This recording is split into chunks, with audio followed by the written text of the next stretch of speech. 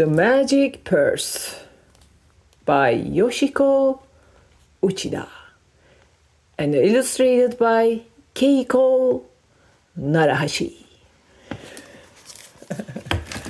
I love Japanese folktales. I am not Japanese. And I love the illustrations in this book.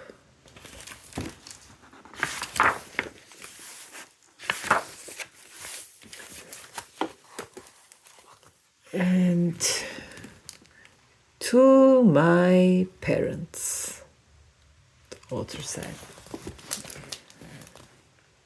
long ago in a small mountain village of Japan, there lived a poor young farmer. He scarcely had money for food or clothing, but each month he saved a few coins, hoping to go with his friends to the Ise shrine in the spring.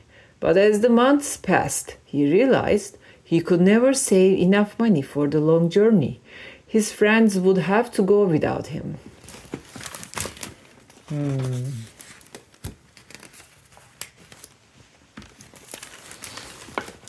At last, one April morning, when the mist still hung low over the fields of rice, the farmer saw his friends start down the winding dirt road, laughing and singing as they left for the Ise shrine.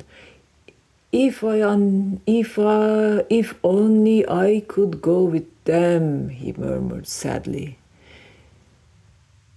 Go then, a voice deep inside him urged. Go with them. Hurry! Before he quite knew what he was doing, the farmer wrapped some rice cakes in bamboo leaves and hurried down the road after his friends.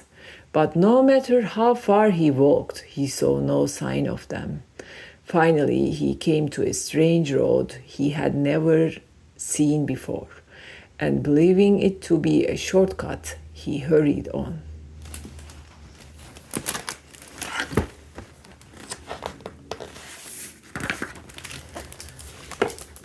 Soon,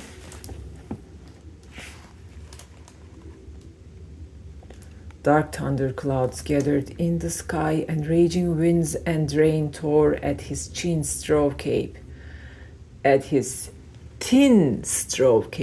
The farmer realized then that the road had taken him straight to the terrible black swamp, filled with murky waters, quicksand, and slithering snakes.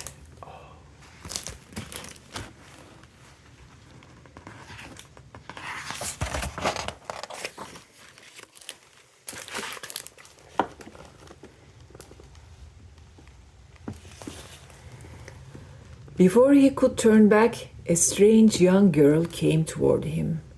Her hair hung long and back, and her silvery blue kimono shimmered in the dusky light. Although she walked through the waters of the swamp, she was neither muddy nor wet, and a sad, lonely smile hovered on her lips. Don't be afraid, she called in a thin, wavery voice.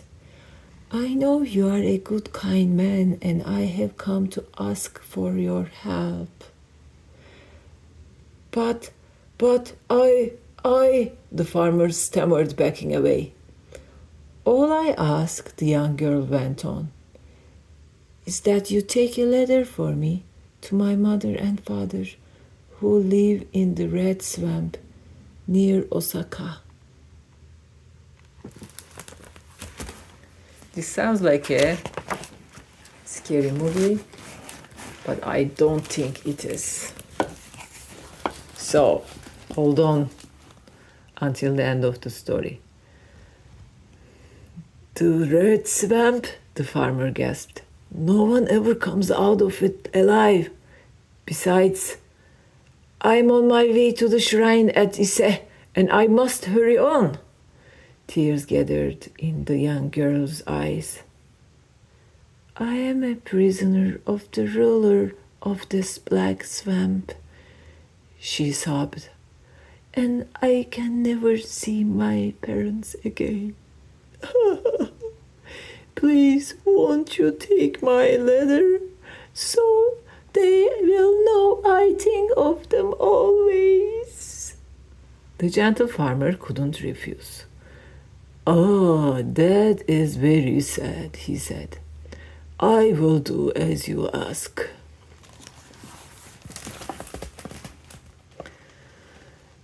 As soon as he had taken the long white envelope she held out, the young girl gave him a small red purse that bulged with gold coins. Take this magic purse, she said. Spend as much as you like, but always leave one coin in it. And the next morning, the purse will be full once again. Then in a whispery voice that sounded like the flutter of bird wings, she thanked the farmer and disappeared into the swamp as suddenly as she had appeared.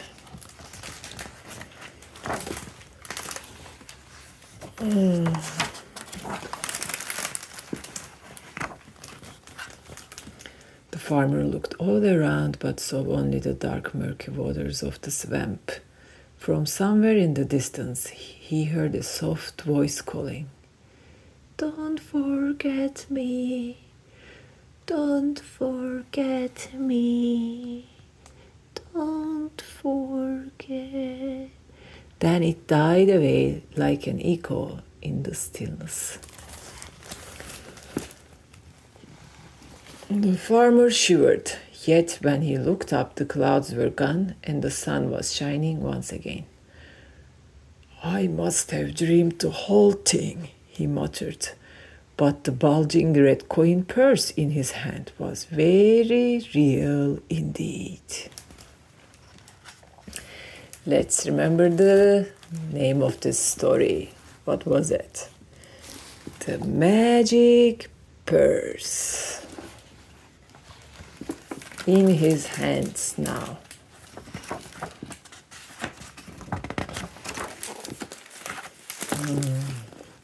Still wondering about his strange adventure, he set off slowly toward the red swamp. As he neared Osaka, he stopped to ask a fish peddler how to get to the swamp. The red swamp? The peddler asked, horrified.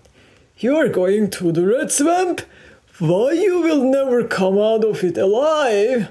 When he hurried off, shaking his head. The farmer next stopped a woodcutter to ask the way, but the woodcutter shuddered and said, Only death awaits you there. Young man, I urge you not to go. By now, the farmer was tempted to throw away the letter, but he couldn't forget the beautiful young girl nor her plaintive cry. And so he trudged on.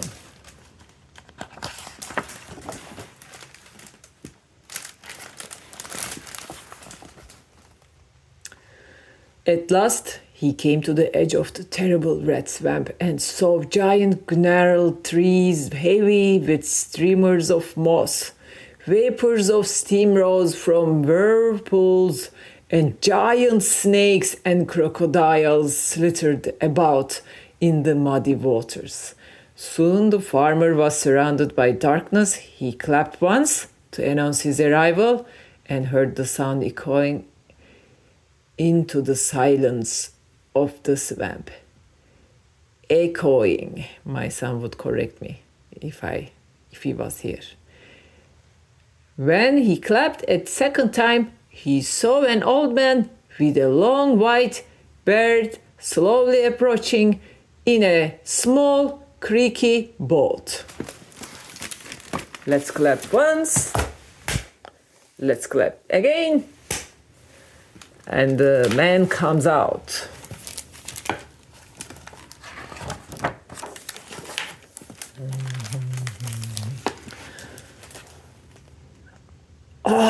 You have brought word from our daughter, the old man said, as though he had been waiting for the farmer. Yes, yes, the farmer said eagerly, handing him the letter. He was anxious to complete his task and be on his way. But the old man said, "Please come with me, my friend, and do not be afraid. I know the swamp well and promise no harm will come to you." The farmer was afraid to go with the old man and told him he must hurry to the shrine at Ise to meet his friends. Still, the old man stretched out his hand, begging the farmer to come for just a few moments.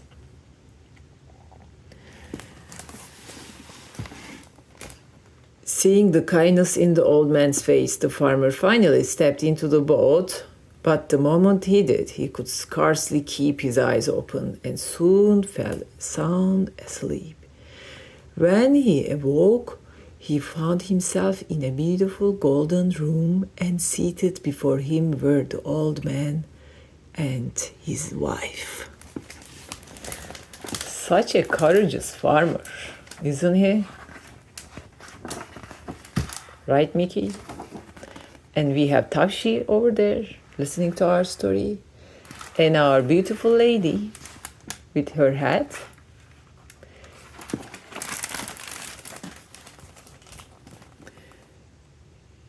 "You have made us so happy," they said. "We can never thank you enough for your kind deed."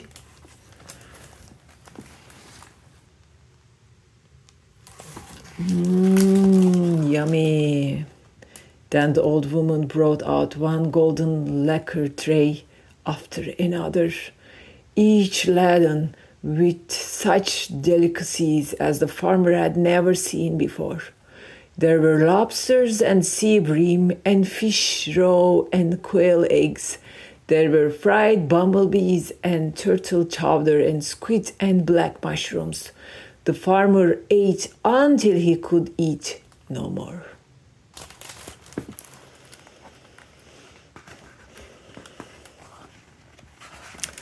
Oh, my mouth is watering seeing this. I am going to Japan this weekend.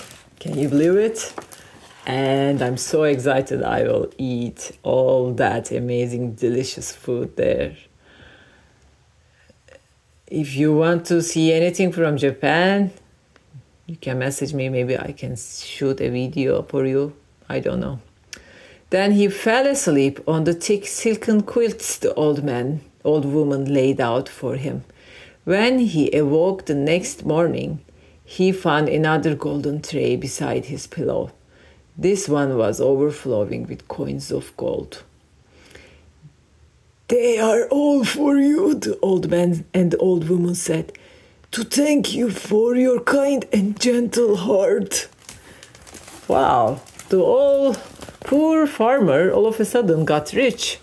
The farmer thanked them for their gift and climbed once more into the old man's boat. He blinked for an instant and immediately found himself again at the edge of the swamp. I think he again slept. Oh, that is the thing. But when it happens when you got on that boat, it makes you so sleepy.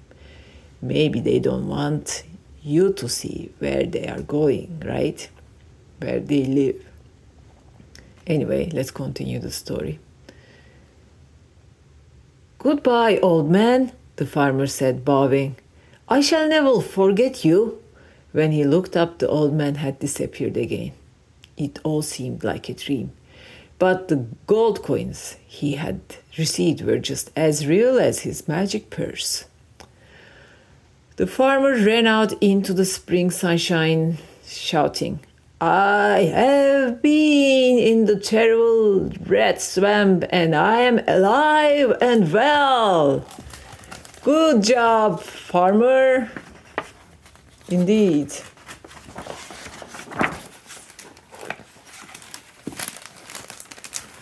He could now travel to Ise in a sedan chair, and although he had missed his friends, he thanked the gods at the shrine for his great good fortune. When he returned to his village, his friends gathered around to hear of his strange adventures in the swamps. "Only a man with a kind heart would have delivered the letter," they said. And only a man of courage would have ventured alone into the red swamp. Surely you deserve all the riches that have come your way. And they all rejoiced with him.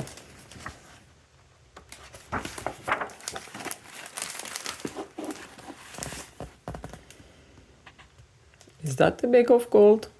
Looks like it. The farmer now built a new house and bought cows and horses and chickens and pigs.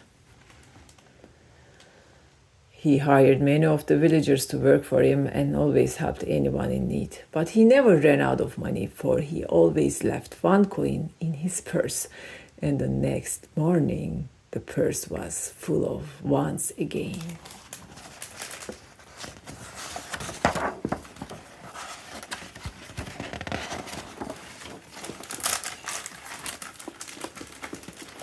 The farmer thought often of the beautiful young girl in the swamp, and each year when the cherry trees blossomed like white clouds along the river banks, he took a tray of rice cakes and wine to the black swamp and let it float away on the water.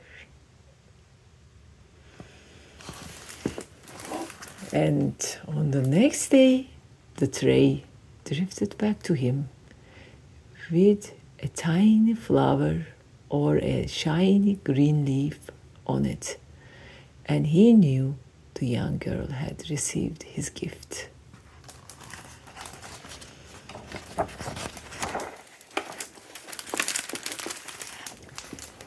She never appeared to the farmer again, but even after many years, he could hear her gentle voice calling, "Don't forget me. Don't forget me." And for all the remaining days of his life, he never did. This is the end of this story, friends. I hope you enjoyed it.